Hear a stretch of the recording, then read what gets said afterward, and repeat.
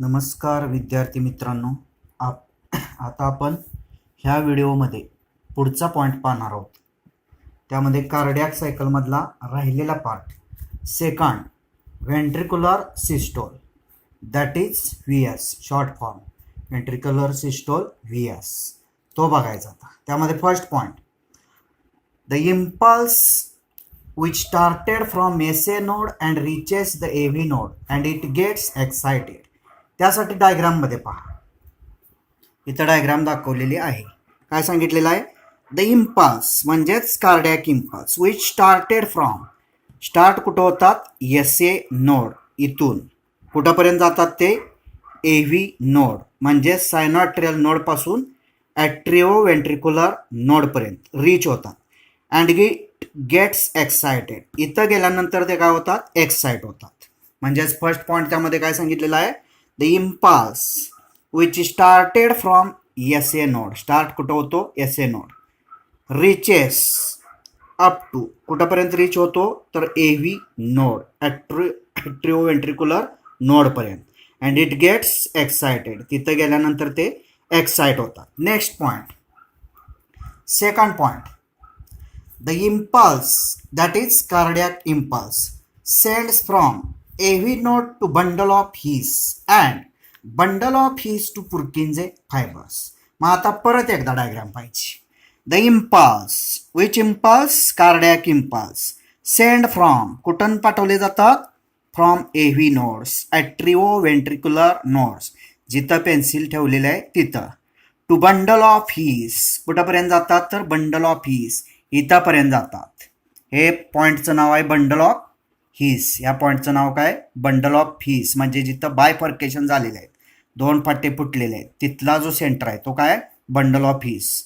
म्हणजेच त्यामध्ये impulse cardiac impulse त्यामध्ये sends from AV nodes to bundle of His and bundle of His to Purkinje fibres. आणि bundle of His पासून Purkinje फायबर्सपर्यंत जातात. इथं नाव दिलेलं आहे.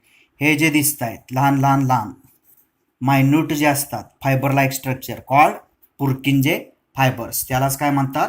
पुर्किंजे फायबर्स. म्हणजेच त्यामध्ये पॉईंट डायग्रामवरूनच पाहूया.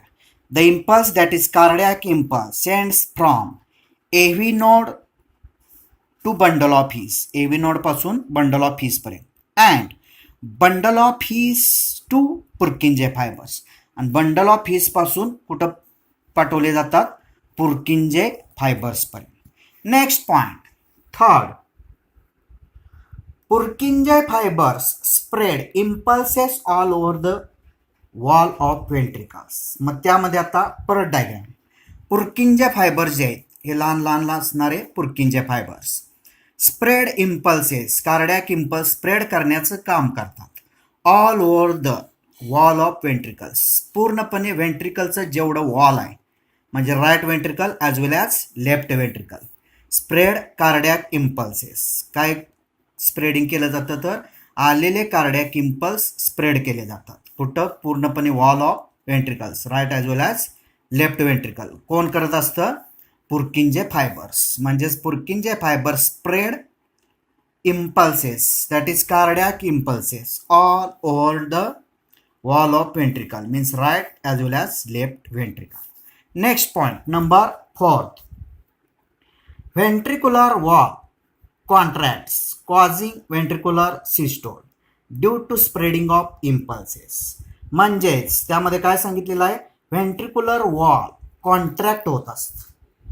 मग कॉन्ट्रॅक्ट होतं त्यामुळे तिथं काय घडतं? लगेच व्हेंट्रिक्युलर सिस्टोल घडतो. म्हणजेच तिथं काय झालेलं असतं? कॉन्ट्रॅक्शन. लक्षात ठेवायचं.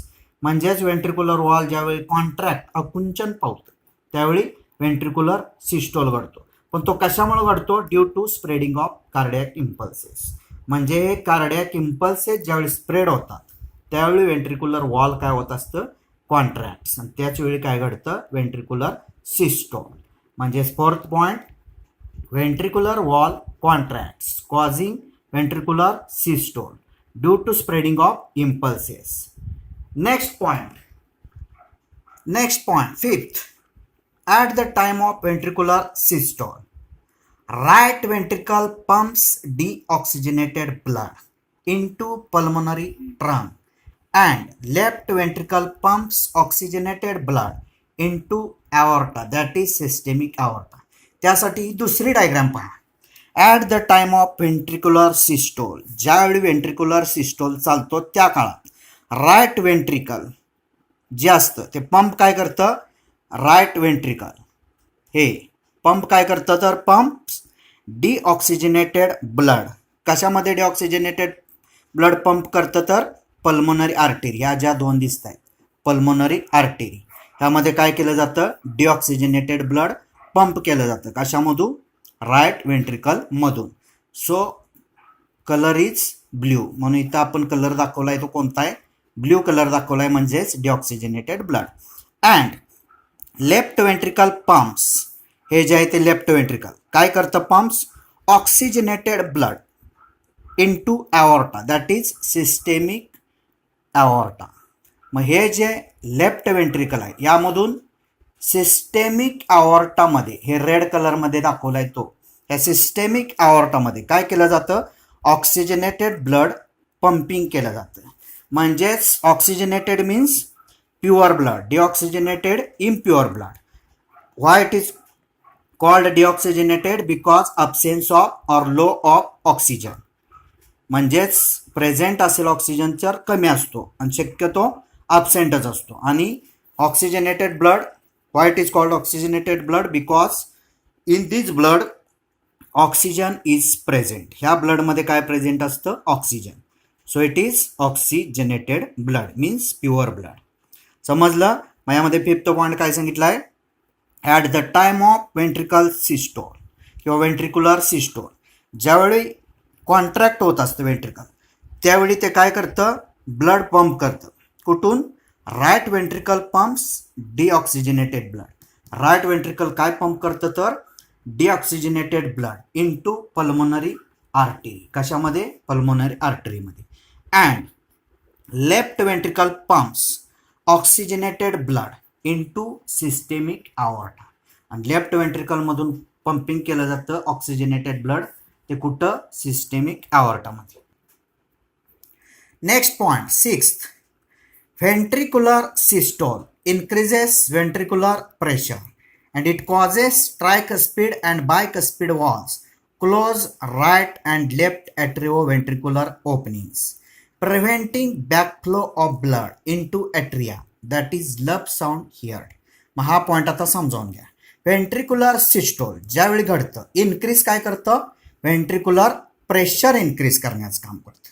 म्हणजे ज्यावेळी व्हेंट्रिक्युलर सिस्टोल चालतो व्हेंट्रिकलमध्ये त्यावेळी तिथं ते कॉन्ट्रॅक्ट होत असते व्हेंट्रिकल, तिथं मग काय प्रेशर होतं, प्रेशर इन्क्रीजेस होतं.